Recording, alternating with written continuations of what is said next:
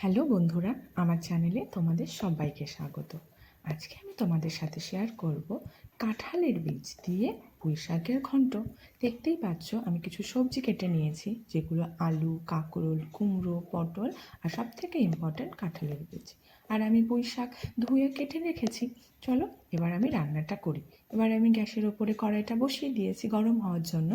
আমার কড়াইটা যখন গরম হয়ে গেছে, তখন আমি কড়াইয়ের ভেতরে দিয়ে দেবো সর্ষের তেল।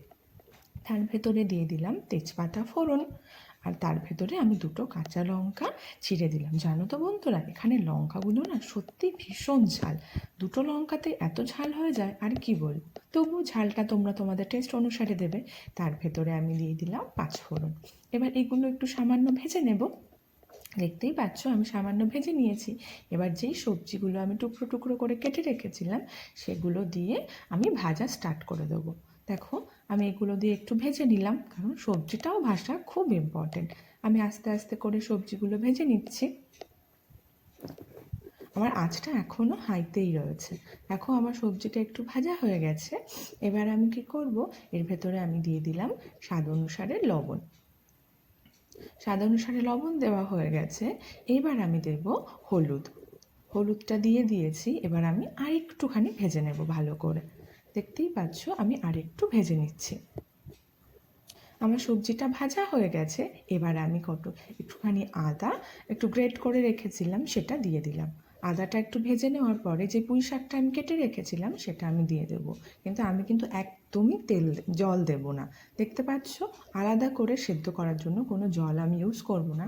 শাকের থেকে এমনি জল বের হয়, যতটা জল বেরোবে সেই জলটা দিয়ে ধীরে ধীরে আঁচ ঢেকে ঢেকে আমরা এই পুঁই শাকের কাঁঠালের আঁটি দিয়ে ঘন্টটা বানিয়ে নেব। চলো আমি প্রথমে কি করব, প্রথমে আমি ঢাকবো না। প্রথমে আমি হালকা হালকা করে ওর সাথে ভেজে নেব। তো প্রথমেই ঢাকলে সেটা সেদ্ধ হয়ে যাবে। দেখতেই পাচ্ছ কতটা জল বেরিয়ে গেছে। এবার কি করব, এবার আমি ঢেকে ঢেকে লো আঁচ করে দেব। এইবার আমি এই ঘন্টটা, যে জলটা বেরোবে সেই জলটা দিয়ে আমি ঘন্টটা বানাবো। চলো আবার আমি ঢাকনাটা খুলে দিলাম।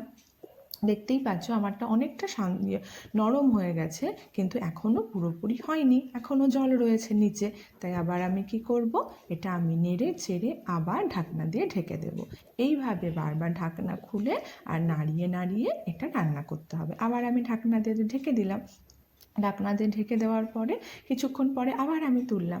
দেখতেই পাচ্ছ আমার জলটা একটুখানি আরও কম হয়ে গেছে। এবার একটু ভাজা ভাজা করতে হবে। দেখো আমি আরেকটু নেড়ে দিলাম, কিন্তু এখনও আমারটা পুরোপুরি তৈরি হয়নি। চলো আবার আমরা আরেকটু ঢেকে দেবো, ঢেকে আরেকটু নেড়ে নেব। আমি কড়াইতে ছড়িয়ে দিলাম ভালো করে। এবার আমি কি করব, আবার ঢাকনা দিয়ে দেবো। আমি আগেই বলেছিলাম যে আমরা ঢাকনা খুলে ঢাকনা দিয়ে এটা কম আছে খুব ভালো করে রান্না করব। আলটিমেট দেখো আমার এটা ঘন্ট মতন হয়ে গেছে, মাখো মাখো হয়ে গেছে।